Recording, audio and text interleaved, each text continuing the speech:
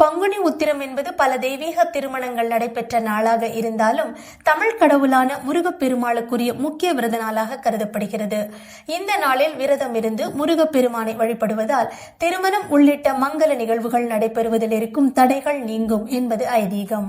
பங்குனி உத்திரத்தன்று கோவிலுக்கு சென்று அங்கு நடக்கும் திருக்கல்யாண உற்சவத்தில் கலந்து கொள்ளலாம். அன்று கோவில்களில் நடக்கும் அபிஷேகத்திற்கு பால், தேன், தயிர் போன்ற பொருட்களை வாங்கி கொடுக்கலாம். இதனால் தெய்வங்களின் மனம் குளிர்ந்து நாம் வேண்டும் வரத்தினை அளிப்பார்கள் என்பது நம்பிக்கை. தெய்வ அபிஷேகங்கள் செய்வதால் கர்மாக்கள் பாவங்களில் இருந்து விடுபட்டு மறுபிறவி இல்லாத நிலை உண்டாகும். அன்று உணவு தவிர்த்து விரதம் இருப்பதாலும் மந்திர ஜபம் செய்வதாலும் நமது உடலும் மனமும் தூய்மையாகி நாம் தெய்வத்துடன் ஒரு நெருங்கிய தொடர்பை ஏற்படுத்திக் கொள்ள முடியும்.